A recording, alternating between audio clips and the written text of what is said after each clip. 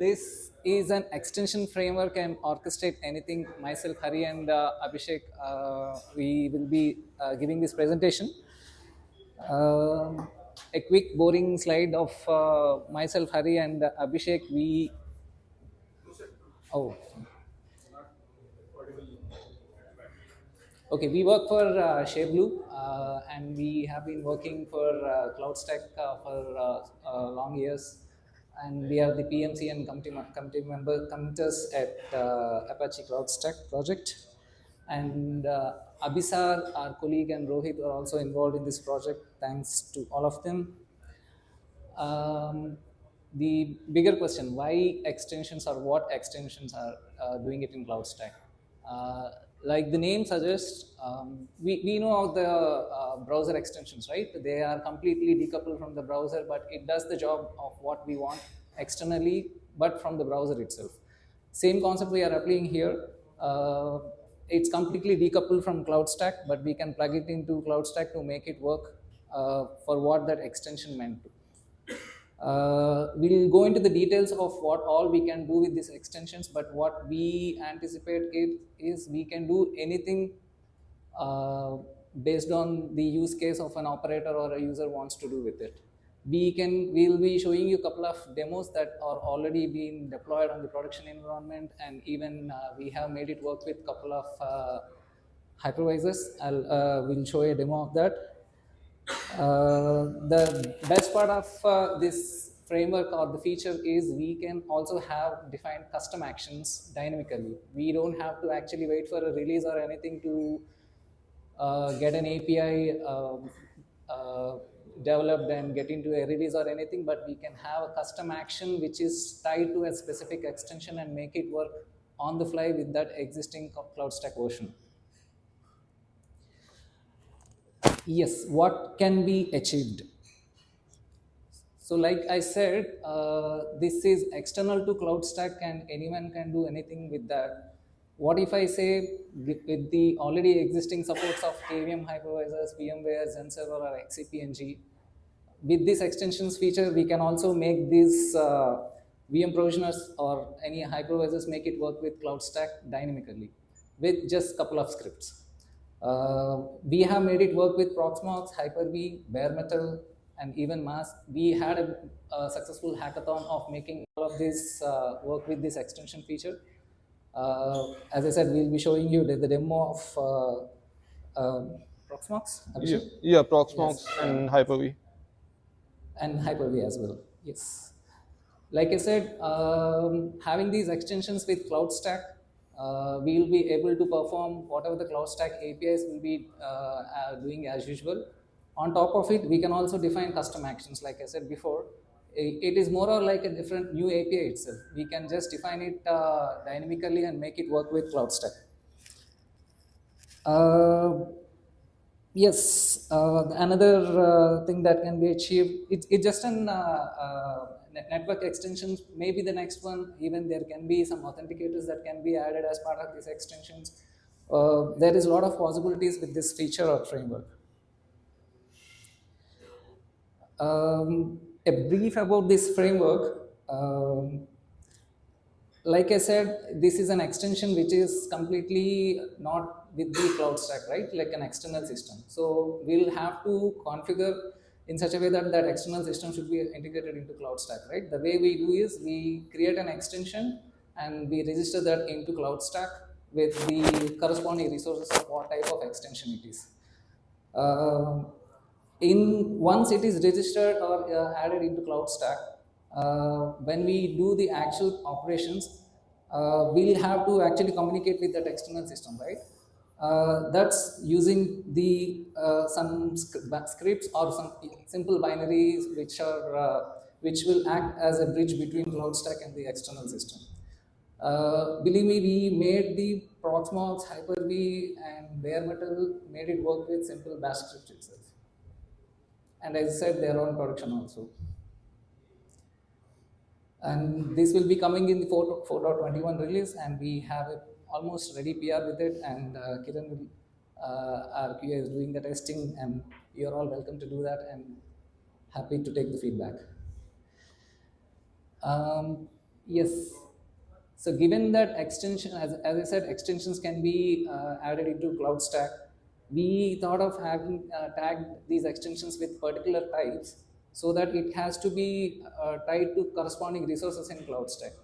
Let's say the current, in this iteration for 4.21, what we targeted is to introduce the orchestrator type, which will be tied to clusters or hosts in CloudStack, which will be part of the extension itself. But the idea is to support orchestrator type extensions to deploy instances on external systems and make those instances part of CloudStack's network. Imagine I perform an action of deploy VM from CloudStack and make the VM deploy it on a Proxmox and make that VM be part of the CloudStack's network. So it's like supporting the Proxmox hypervisor in CloudStack directly with these extensions feature. Like I said, the communication that we are using is having simple bash scripts or some binaries, right? So the how CloudStack talks to, or the communication part we are using here is the JSON structured payload.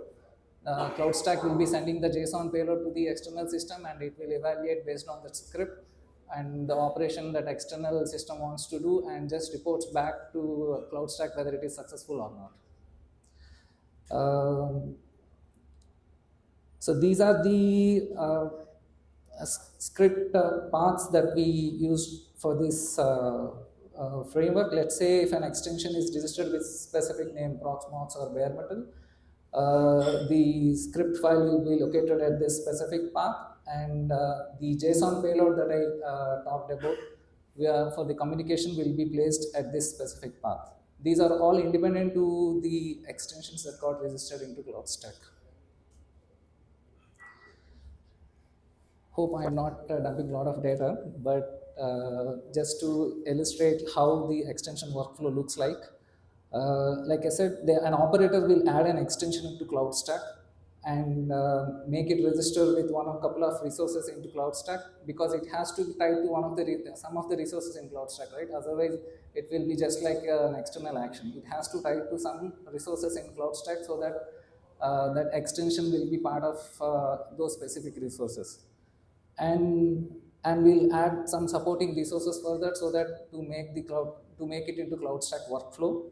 Once these operations are performed, like adding and registering extensions into CloudStack, a user or an operator can trigger an action. Like I said, if it is a Proxmox, I'll show you an example workflow as well. If we trigger an action from CloudStack, the CloudStack will do a couple of checks or whatnot based on the workflow, and communicates to that extension with that specific action what it wants to do with the JSON payload, and that extension will do the job for us, and it will report back whether it is failure or successful. So like I said, this is the example workflow. We'll add a Proxmox extension and register it with a cluster, and we'll have to add a new cluster, or I think we can also register with an existing cluster also, and add a dummy host and a template that is specific to that extension. Once these are added, a user can deploy a VM. That's an action performed in the CloudStack, and it will be transferred to the Proxmox extension. Like I said, this is the basic script, which will have a couple of methods like create, delete, start, stop. In case of VM deployment, it will call create and start methods, which will deploy and start the instance on Proxmox environment.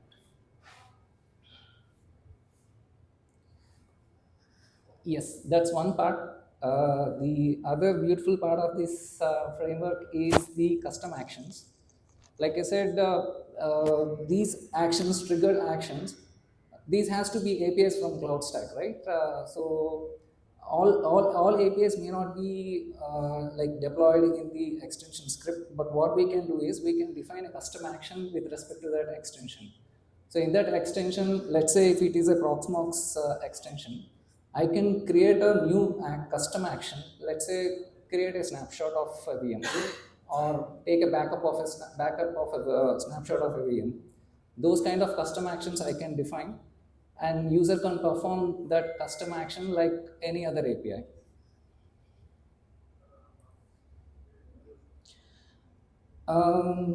Yeah, the workflow for the custom actions is pretty similar. The operator will add the custom action, and the user or operator will trigger that action, and that specific custom action will be already developed in the extension, either script or the binary file, and it will be executed on the external system. Yes. So with this first iteration, we are introducing the extension type orchestrator. In future, it can we can also add any type of extension. It can be networking or uh, Authenticator. authentications or any other storage related extensions as well. To start with, we have had built-in extensions, Proxmox and Hyper-V. Abhisar and Rohit are involved in this, and we have add these built-in extensions. Abhishek will be showing the complete demo how it works and all. Yep, these extensions will be available built-in if you install 4.21 or upgrade to 4.21. And coming to the like the workflow that I have already showed you, this is how it looks like in the UI. Probably Abhishek will go through the complete details of what are these details and all. But to give a gist of how it looks like, we'll have to first create an extension with specific name and path of the extension script or the binary file that anyone wants to add. The type is currently it's orchestrator. Later there can be many, and a couple of other details. And we'll have to register this extension with a couple of resources in CloudStack. Since this is an orchestrator type, it has to tie with into a cluster, and we'll have to add a host in that cluster. That is because it's a VM deployment, right? At the end, it has to have a host for it, and host is that host should be there in a cluster. So we so further we'll have to register this extension to the cluster. And as I said, additional resources will have to add for that specific extension, like a host has to be added, a template, and service offering. Service offering can be optional. It can work with the existing service offerings as well. Once these are all added, this is how the normal action for an extension looks like. There is no difference. It's the normal deploy VM form itself. It's just that we'll have to select the template that is registered with the specific extension, and the deploy VM action will be transferred to the extension script or the binary file we have looked before. Coming to the custom action, once these are all done, like adding the extensions, registering extensions and all, we can specify this custom action, and these will be tied to the specific resources. So we'll be adding the name and all of the details, and we can also define the parameters here of different types. Let's say it's like more or like defining an API dynamically, like give the name of the API and what are the parameter types and the names that you wanted to have specific to that custom action. And for running the custom action on that specific resource, in this case it's a demo, it's an instance where you can see an action item here, action icon here, where we can run that action. It's like calling an API from that from UI. Yes. Finally, I'm handing over to my demo god, Abhishek. Okay. So let's try. So I have this environment with 421 snapshot here with this new release. One sec.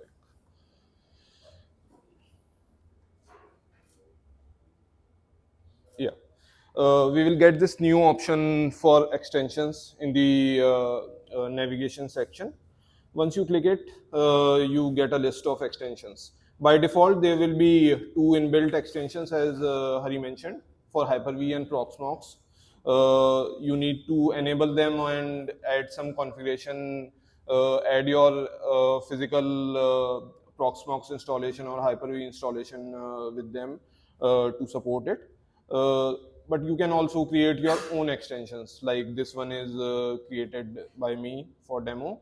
There's this create form as Hari showed. You just fill some basic details, some name. So this can be name, description, then path can be any executable. It can be written in any language. So you don't need to even know the CloudStack code. You can write it on your own. Then things like type, there's also this prepare instance option, which will allow syncing up some of the details from extension or external system back to CloudStack. Like you want to do some provisioning with MAC address of the instances, and you want CloudStack to sync back those MAC addresses. So it will allow things like that. Then configuration details are simply the metadata you can provide in key value format. Once that is done, you can enable it and create the extension. Uh, then goes the registration part. For registering an extension, you can go inside an extension. This is my demo extension. I can register. This is orchestrator type, so I will get an option to register with a cluster. It is cluster because it is simply acting as an external hypervisor, and cluster are homogeneous for a particular hypervisor. So I can select any cluster from my environment. So once that is done, I'm mostly good to go. Just need to add host and templates as Hari mentioned, and then I can just go ahead and go into deployment. So this is for a new extension I want to create. But since we have some built-in extensions, I have a setup for both Proxmox and Hyper-V right now. I have added a Proxmox node here and also a Hyper-V node. So I will try to show a VM deployment done with both of them. So let's go into sorry. I have already registered templates and added the host. You need to do some kind of basic configuration. We already have documentation for that. That will be coming up with 421 release documentation. So once that is done, I'm all set to go. As a user or as an admin, I can just go into add instance, then select the zone. Then only thing I need to do differently is I need to select my extension or my Hyper-V or Proxmox related template. So let me select my Proxmox template. Let me name it something and just click the uh, deploy button. So this is deploying a VM called i224 VM. And if I go into my Proxmox node and refresh, yeah. So it is deployed on the Proxmox host or server. So good part is it can use all the goodness of CloudStack networking and things like that. If I go into console for it, I can access my VM there. It is deployed on a particular network called,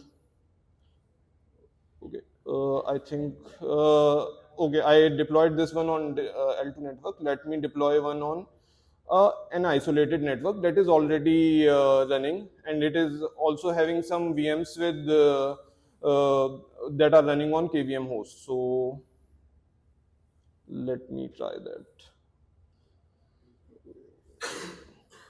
Yeah, let me select the isolated network. Yeah, I25 is being deployed.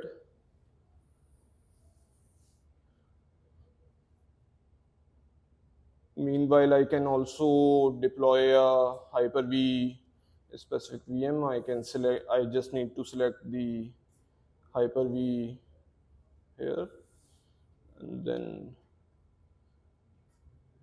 yeah.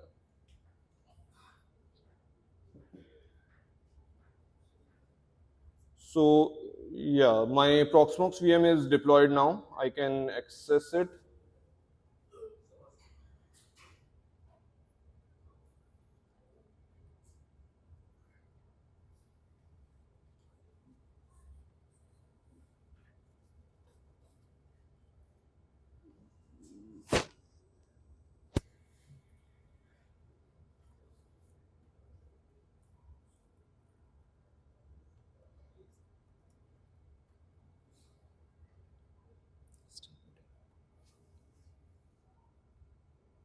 And this is the VM running on regular KVM host. It is using some IP 10119. If I now try to access it from, yeah, I can try to ping it from here.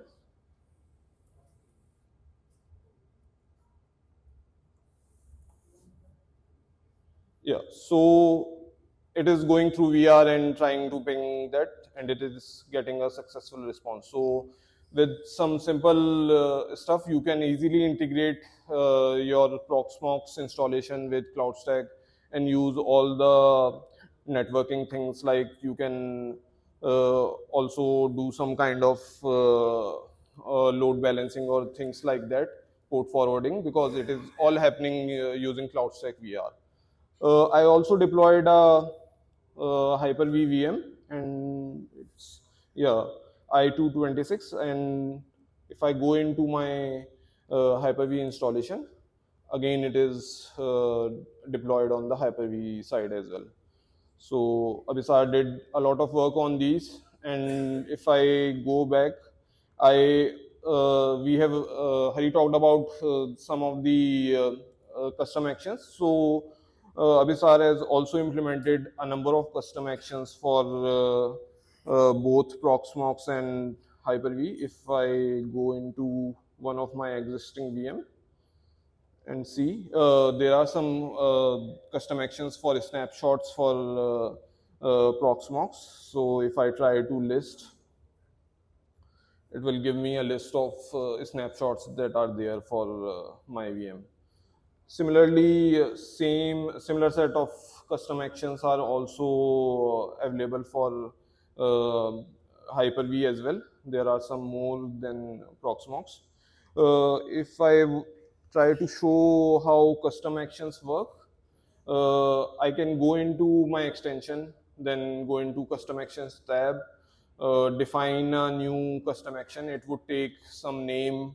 I can give some parameters that I want input from user. So that's that simple. I can define some of the things like uh, messages like success and error messages. Again, some metadata if I want, and timeout value in seconds, how much CloudStack should wait. So once that is defined, I get that run action option. Here is how custom action show up. This is for demo thing I created, demo custom action. And if I go into one of my demo VM I created, it shows an auto-generated UI. You can with some validation as well. Like if I try to put something wrong, it would show me error. So things like that, I can provide some predefined values as well. So that's how easy you can mimic CloudStack API using custom action with your extension. So yeah, that's how you deal with it. There's a lot of documentation for it. We have defined how the communication works. What do you expect in input JSON when you implement your extension? So things like that. Back to Hari to maybe finish this.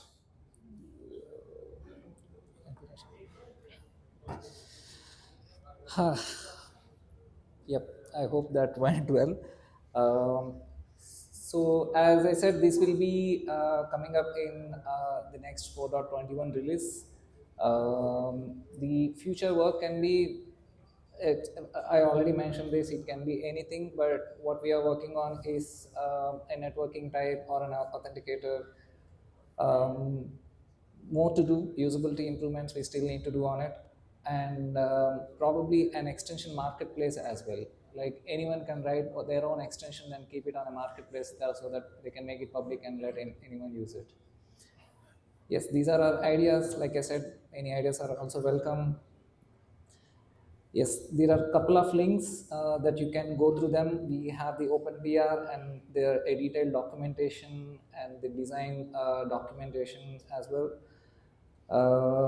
Yep, it's all up for testing. Hopefully, it will come in next release. That's all, guys.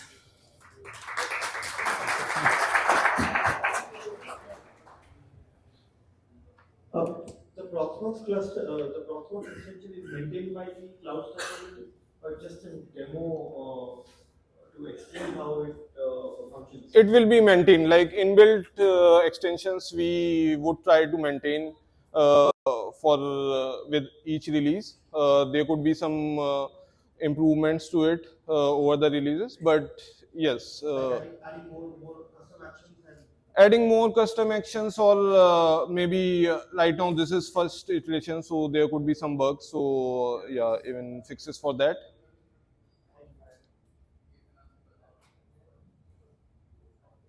what kind of support is required from this Proxmox or whatever if you want to run these extensions?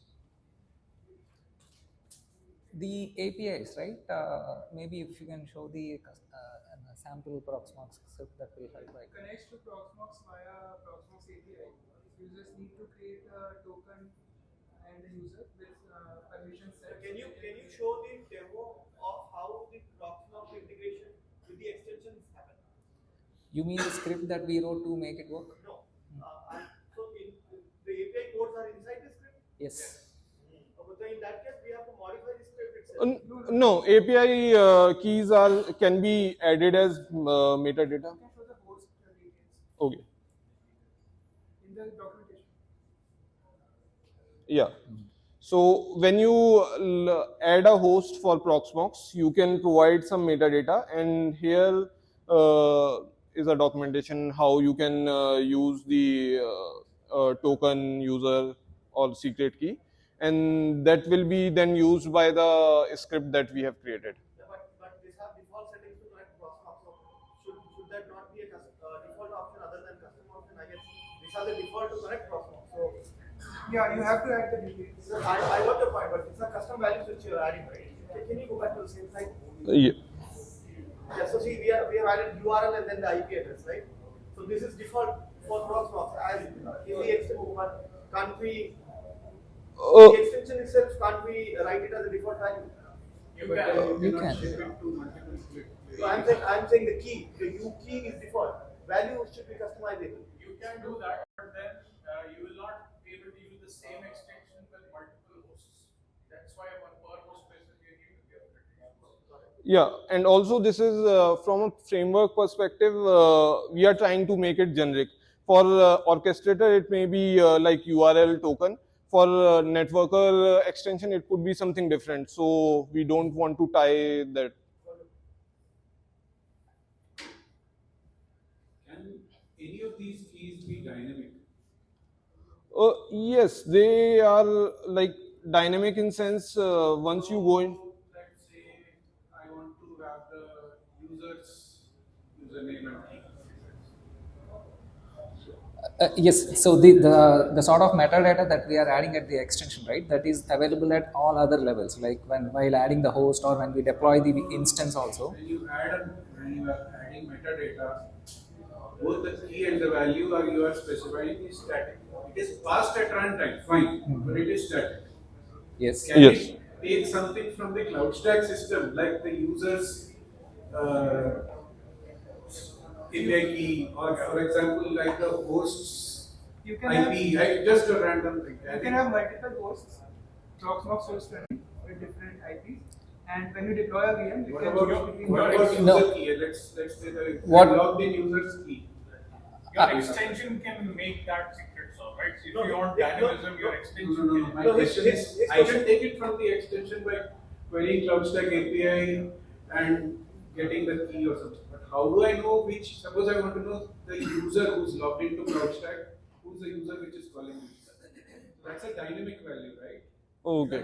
Right now, that is because for an orchestrator type extension, we are not considering CloudStack user is related to that external system. So maybe in future we can have that, but right now no. If I show the JSON that we send to extension script, it looks like something like this. One sec. It is input.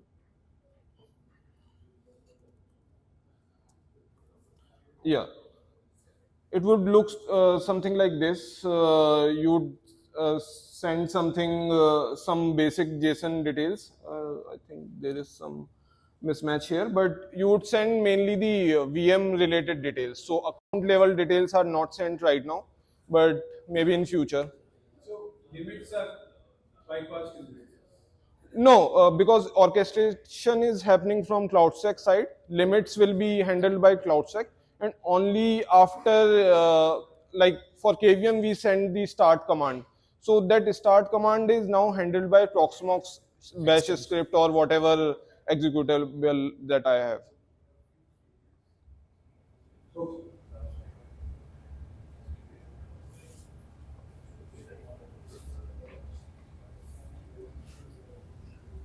So the usage statistics will be pulled automatically by CloudStack for this extension and the VMs created by through these extensions, or we will have to write forward custom functions to return the usage data. I think usage will work as normal because your VM is still living in CloudStack database.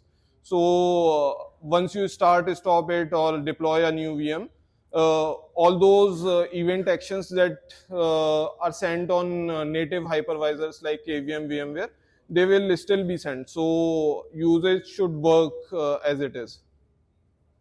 So similarly, the customer actions will be supported for both synchronous and asynchronous DB calls, right? They are asynchronous right now. So anything like you can define a custom timeout for each custom action.